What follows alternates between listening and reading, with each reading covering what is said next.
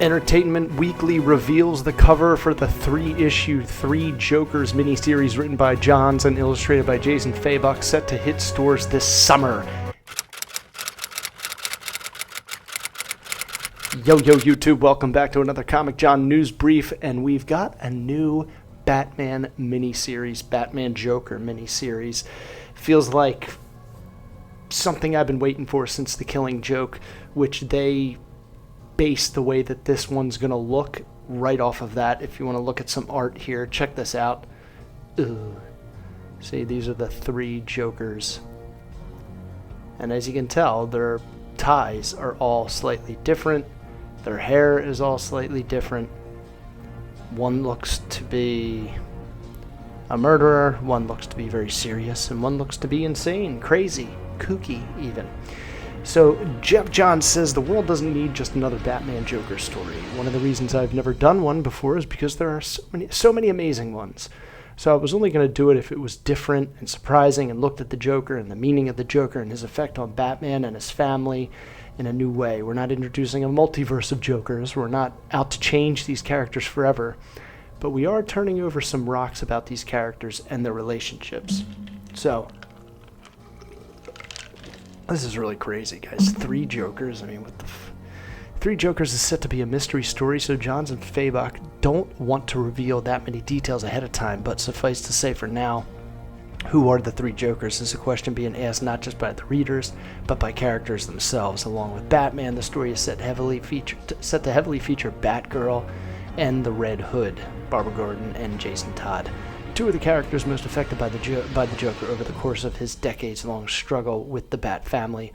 Barbara was shot by the Joker in the iconic 1988 graphic novel Batman the Killing Joke from Alan Moore and Brian Bolland, resulting in her discarding her Batgirl costume for years in favor of the identity the Oracle. She was like a hacker behind the scenes. She was Chloe. Damn it, Chloe from 24. Jason, the second boy wonder to hold the Robin mantle, was brutally killed by the Joker in the Batman A Death in the Family arc from the same year. These days, Barbara has healed enough to reclaim the Batgirl identity while Jason is alive and kicking, but those are the kinds of traumas even comic book superheroes struggle to shake off. It goes back to the beginning when Batman first encountered the Joker, and it's also The Killing Joke and A Death in the Family that speak to the book that we're building off emotionally, John says. Barbara and Jason have gone through so much, as has Bruce, and it's really focused on healing, on scars and wounds, and not what that does to somebody. And what that does to somebody. If you suffer some trauma, you don't just get over it and move on with your life. It changes you, who you are. Sometimes it changes for the better, sometimes for the worst. You can heal right, and you can heal wrong. That's really what the book's about. Healing right, healing wrong, and surviving. Wow. Very deep and very heavy. And it's really amazing that it's built all around a clown and a guy in a bat costume.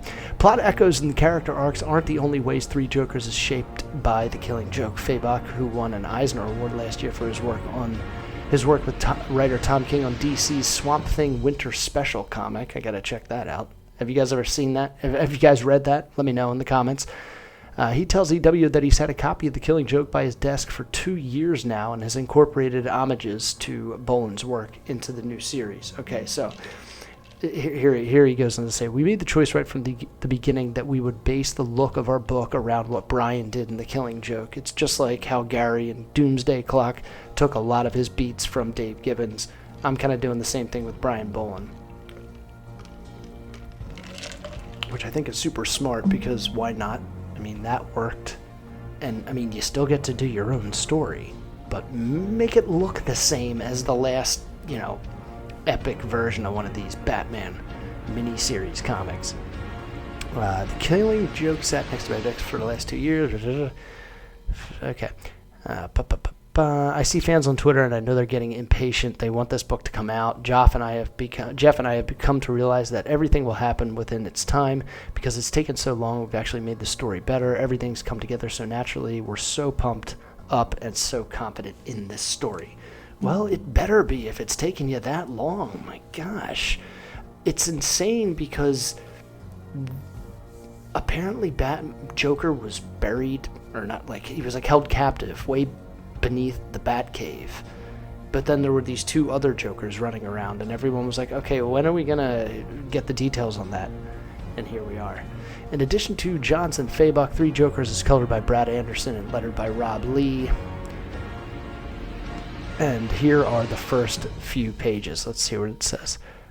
Check out the first 3 covers above, along with some exclusive interior pages featuring classic Batman iconography,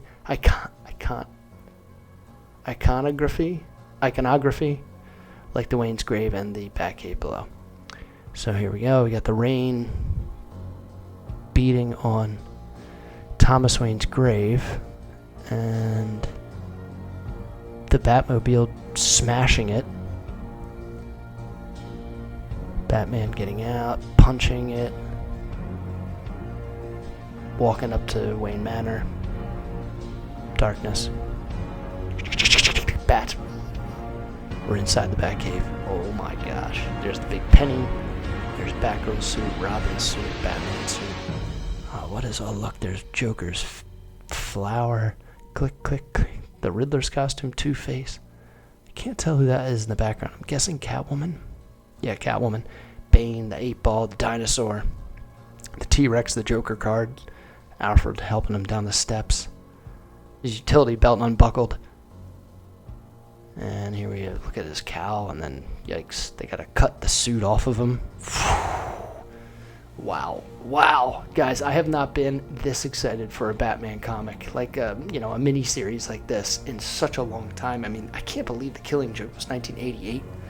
It's 2020, and with the success of the Joker and the insane hype that's just slowly bubbling around the Batman, Matt Reeves' Batman with Robert Pattinson, this seems like the perfect time to hold us over. Release this in June. It's coming out early to mid-June, and it's going to be awesome. I can't wait, guys. Let me know what you think. Thank you so much for watching. Do not forget to subscribe, leave a comment, hit the like button, and most importantly, do not forget to tell your grandmother, I love you.